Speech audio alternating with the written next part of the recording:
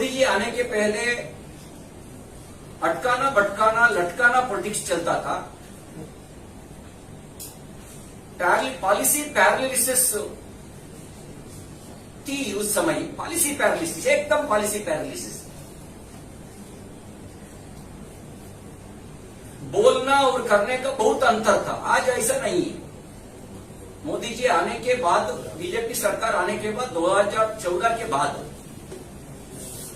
Policy paralysis से बाहर लाया, बहुत रिफॉर्म्स किया।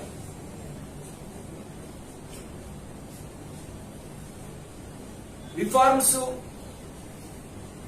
अनेक संशोधन करके किया है। GST one of the reforms, DBT one of the reform, CAA one of the reform, article 370 one of the reform,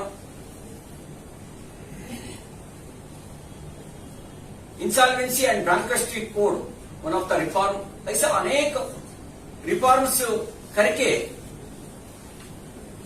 उसका फायदा देश को, हर जनता को मिलवाया भी है।